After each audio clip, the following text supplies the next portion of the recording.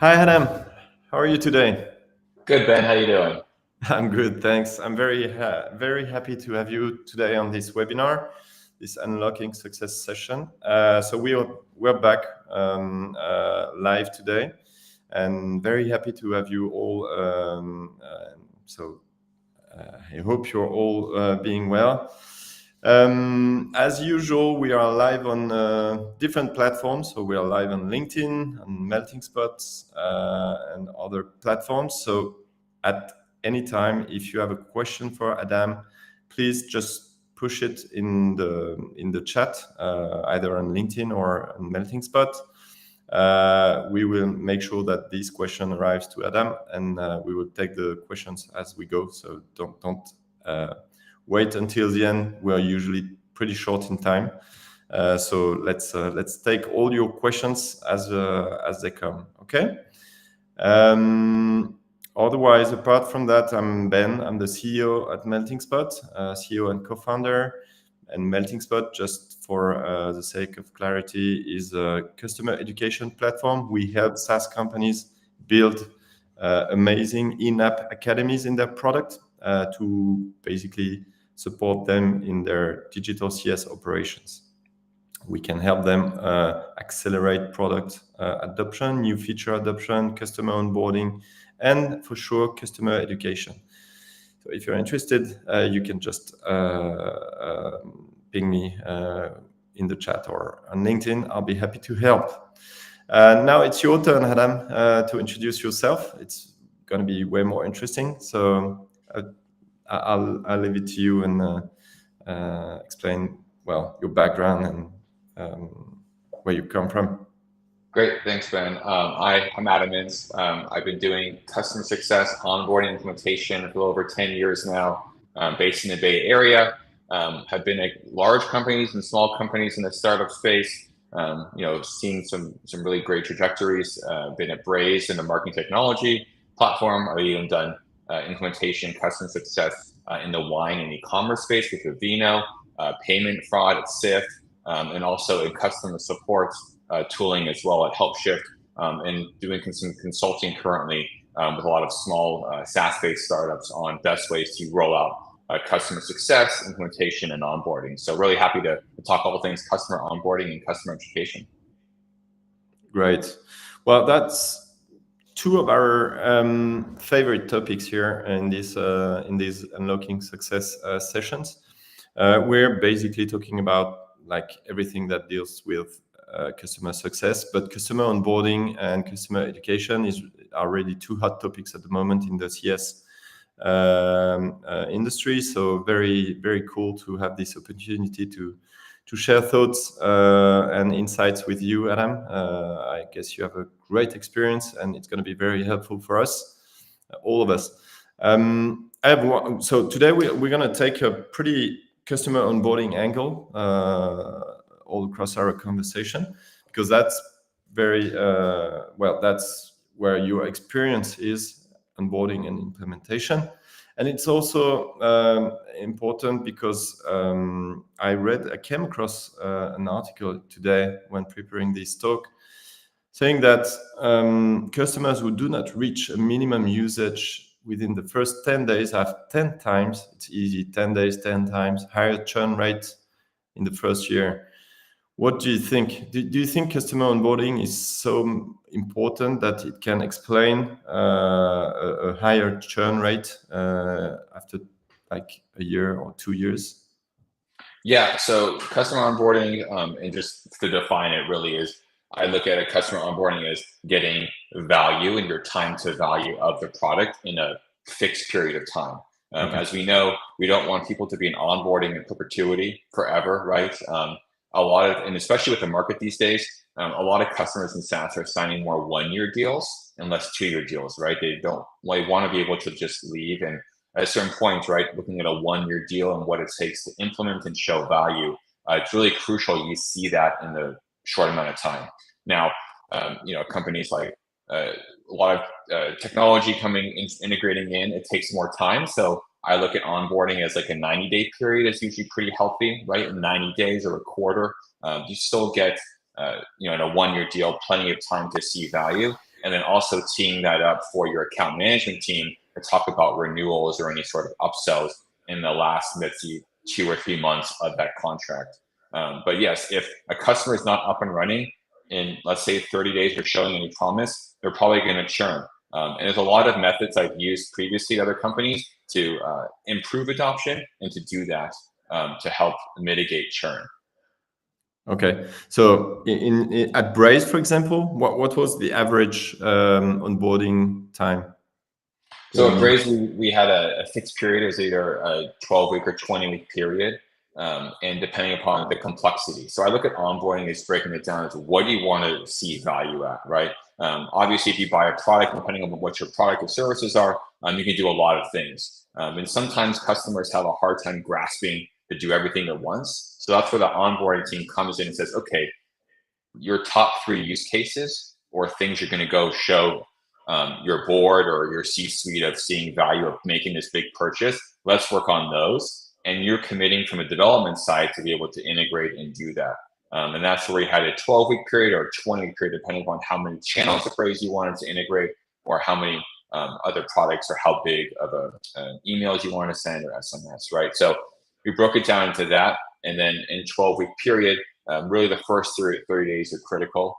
It's getting integrated. You can't do anything without data, right? And so a lot of that, I mean, we can talk forever on this, but it's a little big passion of mine, but a lot of it really comes into good communication from pre-sales to post-sales. And that's where I've seen a lot of issues come in where if you don't have a good handover, the customer's not ready, it's going to be really hard for them to focus on getting up and running.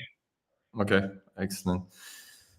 If you're okay with that, I'd like to focus a little bit on your experience at Braze and maybe the early days when you started, when you joined the company. What was the status in terms of customer onboarding, and what were your first decisions? What were the main challenges you had to face, and what decisions you took to move forward very fast?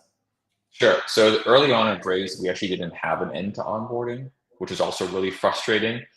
So then you're kind of like, okay, when is the CSM takeover? They're kind of doing a little bit of work. And so the first thing was say, okay, let's put an end to the onboarding. So if you put an end to something, what that actually does is it increases the value of something, right? So if I say, hey, this is free to you, right? If something's free, you don't see as much value because it's not limited. But I could put a limit on the amount of time in onboarding. Then the customer says, you know what, I'm going to focus on this because I'm going to lose it. So that was the first thing we did, is put an end to an onboarding. And that's where we originally had, I think, a 60-day period, and then moved to 12 weeks as we kind of went more up market and got larger customers and realized, looking at the data, how long it actually takes a customer to get onboarded. So then we had an end to an onboarding, and then it's pricing, right? Which I know can be a hot topic these days, right? It's like, do you charge for onboarding? I'm a big believer is you charge for something. Once again, if you're paying for something, you're going to want to see value, and you're going to want to make sure you have resources to get your to make the most out of that payment. Now, it shouldn't be so high where you kind of say, oh, this is going to ruin sales and decrease that. But at the same time, if you make something free, people aren't going to pay attention to value. So you need to find that right balance of and then proving value of onboarding. And that all comes down to, at the end of the onboarding, here's the success we did as an onboarding team. Here's what you can do with our product. Here's the value you're getting of using our product. So a lot of that communication is really focusing on the onboarding team, which previously could be a success manager doing. But I think onboarding can also leave some of that as well, because at the end of the day, we're always selling constantly, especially in this market. So talking about the pricing of onboarding and the fact that you should build the onboarding process, I agree with what you said. I think it's important to build this whole onboarding process. Also, because once you are invoicing a customer for the onboarding, you owe him a qualitative onboarding. So it's gonna be important for your customer onboarding to upskill and also upgrade in terms of quality. You see what I mean? Yes. So on both sides, the customer side and the customer onboarding manager side, I think billable onboarding is pretty a good thing. Yeah. It also helps pay for the team, right? Because if you're paying your onboarding managers, right, you've got to prove that they're doing something right. So if you're charging a one-time fee, it helps from a budget perspective and team balance. Okay, cool. So the first advice would be to put an end to the onboarding. So that's a bit in contradiction with what we can hear on the market today. We hear a lot about everboarding, as a difference with onboarding. What do you think, and how did you decide how to fix this, how to stop this onboarding? Based on what metrics, timeline? That's a good question, right? Because I think we're always looking to improve product adoption. And at the same time, right, let's say a 1-year deal, you can't expect 6 months of it to take just learning the product.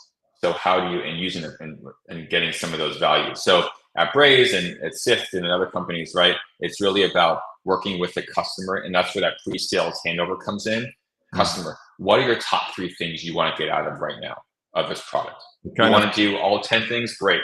But like at the end of the day, if you want to drive, around the block in your car, I'm selling you a car, let's drive around the block for the first few months. And then you want to take it on the freeway and really go into, 5th or 6th gear. Sure, let's do that. But let's portion it out a little bit so you start to see value slowly. Now, everboarding and constantly adding new features and adoption, that's great. I think a CSM could do some of that. I also have no problem with an onboarding team coming back later on.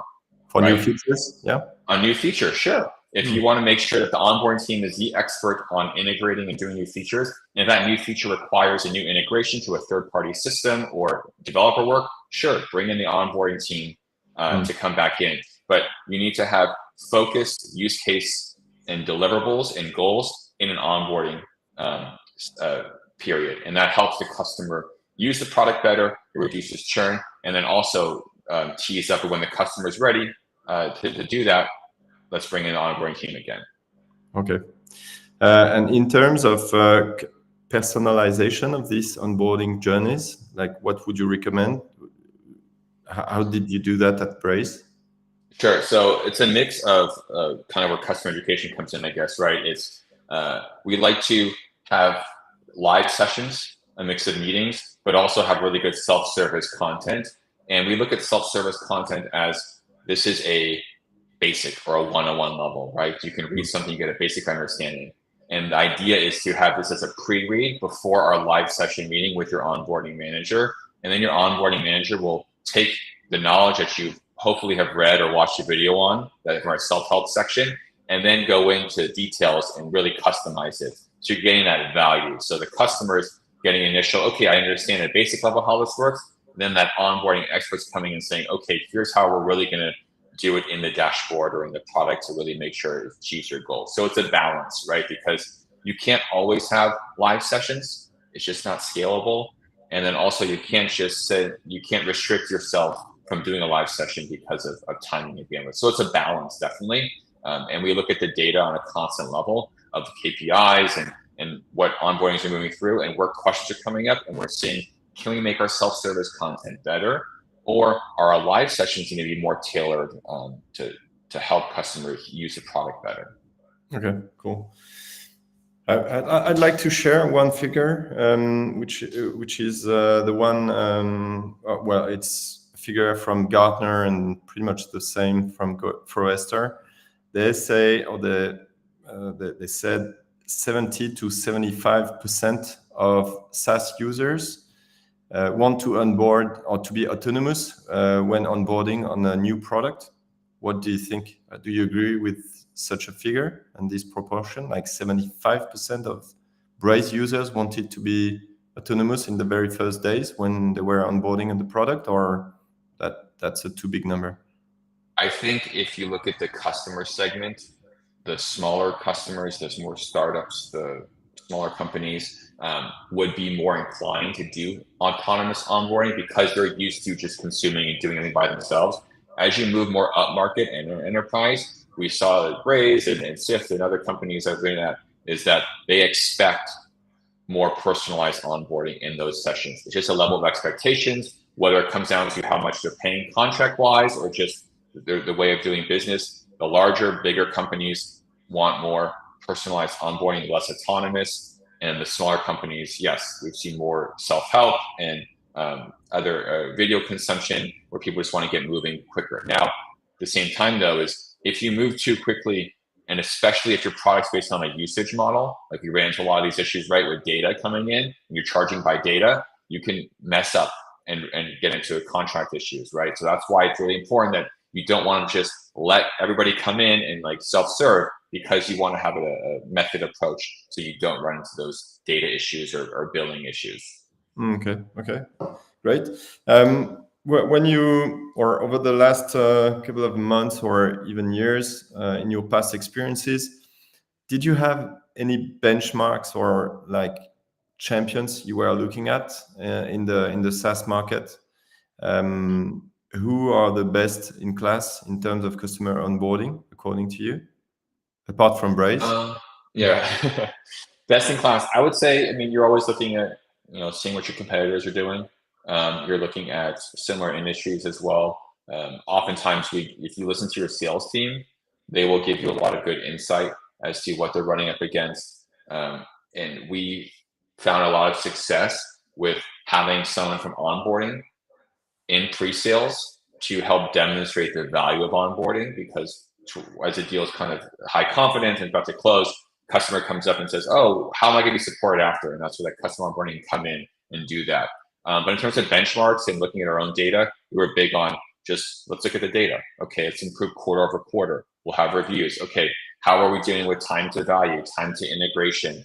How are we doing with number of questions coming in from customers? How are we doing with CSAT, right? How is the quality of our onboarding? How is the quality of our onboarding managers doing? So we look at all that data, and then at a quarterly level, we make any kind of changes or improvements. But it's data-driven decisions, which I think helps set the tone. Okay, good. Can we talk a little bit about the tools, the required tools to deliver an exceptional onboarding experience? What are the necessary tools according to you? Well, it might depend on how big the company is.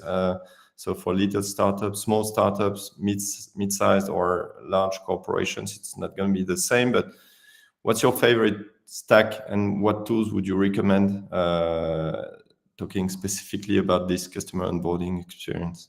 That's a good question. I think, so we'll start with project management. That's really important, right? You're driving a large project.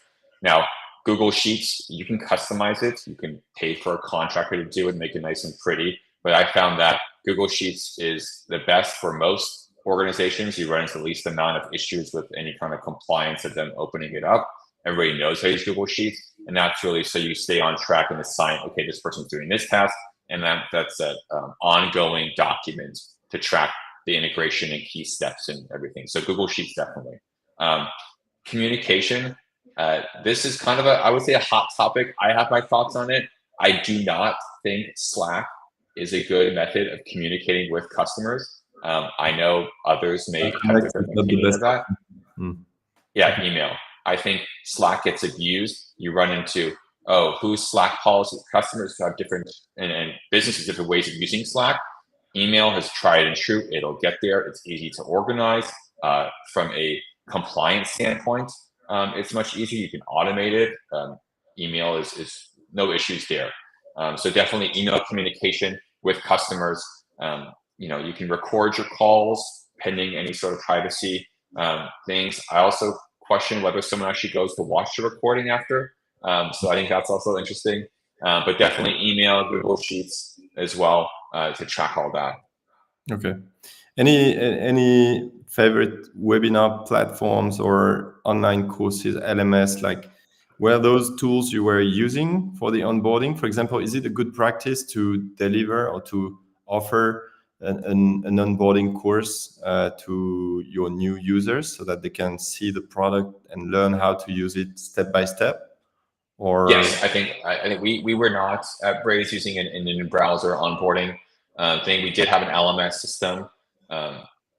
I think if you're going to launch something like that, just make sure you have a supporting team behind it, which I think, depending on how big of an organization you are, there can be a dedicated team.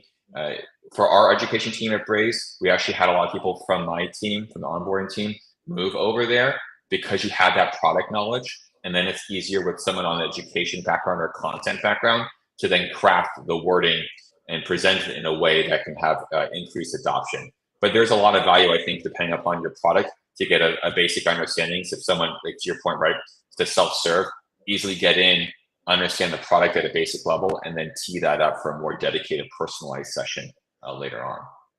Okay.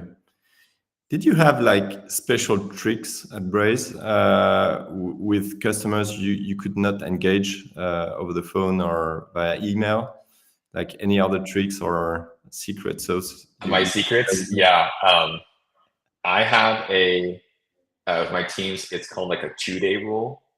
Basically, you want to make sure that in an email chain, you don't let something sit for more than 2 days without a response.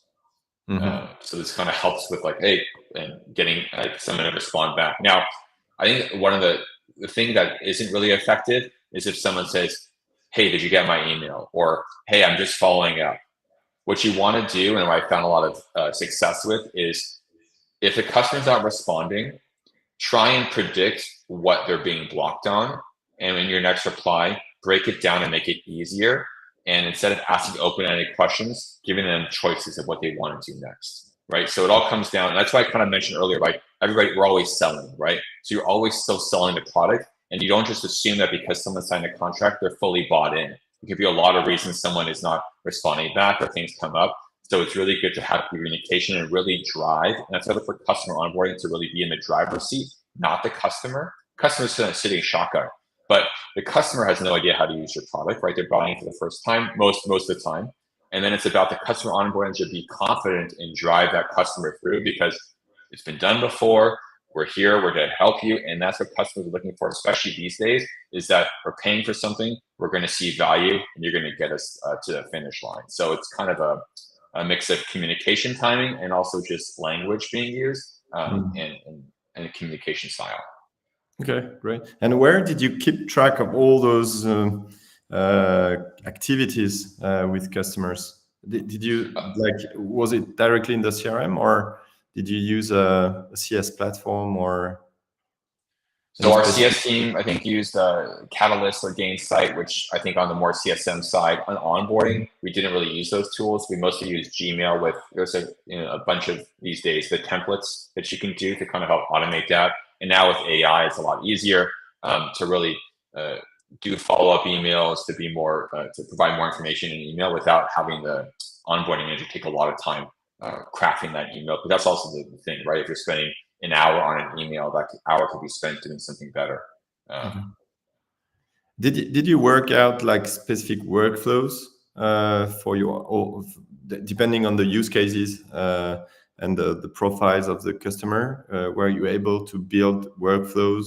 Like if one customer is, I don't know, answering my phone call, I'm going to send an email 3 days after, and then I'm going to invite him to a webinar. And then if he joins the webinar, he'll receive an LS article, whatever. Did you have any tools to build such workflows, or it was not necessary? At Braze, not really, but at HelpShift, we were doing the one-to-many approach where we would kind of trigger off emails and different things depending upon activity. At Braze, it wasn't as automated, but we did do is an onboarding manager would look at the before responding back. And I'm a big believer, and I told my team, right, it's look, use your data, and then when you're communicating, like personalize it. So look at the dashboard. Have they logged in? Have they invited anybody? Right. So these kind of key steps, instead of asking the customer, hey, have you invited anybody? Go log to the dashboard. No, they haven't invited anybody. Okay, go send your next email, invite someone. So it's a lot of like doing your research and doing your stuff beforehand. And then when you send that one response, it's more impactful because you don't want to waste the customer's time. But when you send that message, it's really personalized and it's encouraging the customer, the next step for them to be successful. Okay, cool. Can you tell us a little bit about the relationships between the customer onboarding team and the customer education team? Because you like before this live to explain to me that the success team was divided into customer onboarding, customer success, customer education, customer care. I don't remember exactly what you said, but something like that. So very interested in investigating a little bit these relationships between onboarding and education? Because I think I have the feeling it's very close and it should be very close. What do you think? Definitely. So I think the education team, small team, mostly people with writing skills background or content background, because at the end of the day, right, it's you can have all the product knowledge in the world, but if you cannot communicate it at scale and make it easy to comprehend, then it's useless. So people from my team would, career paths grow, they move to that team.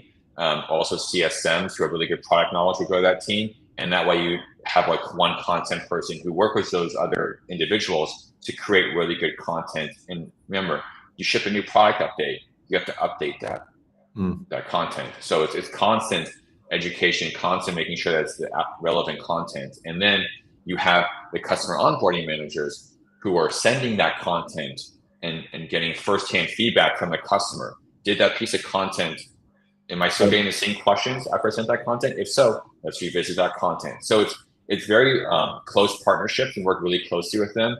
And then, something like Braze, right? We're really like large company, you're getting credentialing and all these kind of up-leveling skill sets. So you can kind of get into that as well. But if you're a smaller company, you may not have the resources. So that if you're a small company, I would, focus on, okay, is your content being consumed? Like, do you have the data structure to understand if your pages are being viewed, any feedback mechanism from your customers, and then also collecting feedback from people in your company, sending out those links and seeing if the customers are getting confused or it's landing very well. Okay, great. And then one thing, support, I realized for the support question. Support, I always look at break fix. So support team should be there. If something is not working as expected, okay, let me go resolve the work with the development team. Support members should not be there to talk about best practices with the product, right? That's onboarding manager, and it's a CSM. That's just my opinion. Other people, if you don't have the resources to expand it out, you're a really small startup, everybody's doing everything. Okay, cool.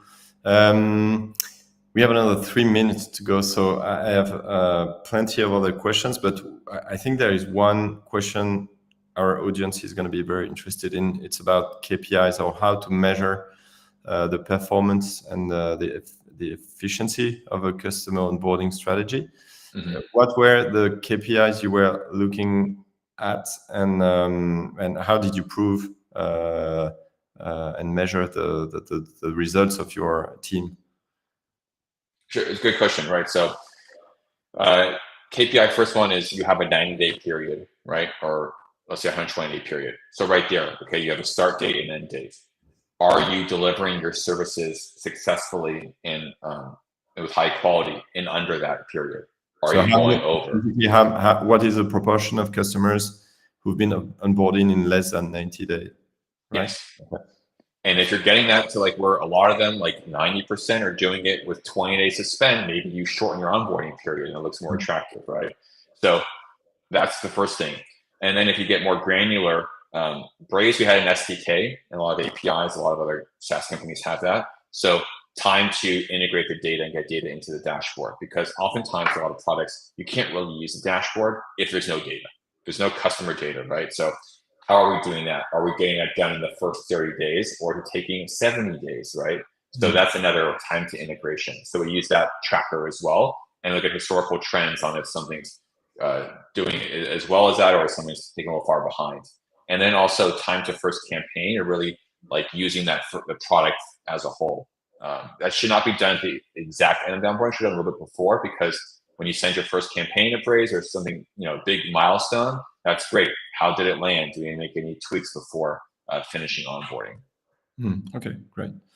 Excellent. Talking about the team now, what skills should we all look for when recruiting a customer onboarding manager? What are the key skills, soft and hard skills, you're expecting from a customer onboarding manager? Project management, probably the first one, in communication. It's someone who can be organized, who can juggle a lot of things going on, who can follow up with customers. I would say somewhat technical. At a more technical company, oftentimes I recommend a solutions architect to be kind of like a counterpart to really speak to the developers and that the way the onboarding manager can be the more relationship person and project manager. Those are some of the key skills of that, but also someone who can handle when things don't go well, and how do you kind of rally around internally. So someone who's able to wrangle in stakeholders internally and externally. Okay, cool. Okay, we're gonna have to stop now. Sorry, we could have stick around for another like half an hour. But I guess if our audience has any question, they can directly send you a message on LinkedIn, or where exactly can they reach you? Yeah, you can LinkedIn me. I'm also on the Melting Spot, the community as well. I have a profile there, so if you want to DM me there, happy to answer any questions and talk all things customer onboarding. Okay, excellent. Thanks a lot, Adam. We went through like a review of the customer onboarding processes and journeys. That was very interesting, and I can tell you have a great experience. Thanks for that. Next week, we will be hosting another Unlocking Success session with Mary Lamney from Binder. So stick around and make sure you register to this next to come webinar. Thanks a lot, Adam. Have a great day in the Bay, and hope to speak to you very soon. Great, thank you, Ben. Thanks, everybody. Have a good day, everybody. Bye.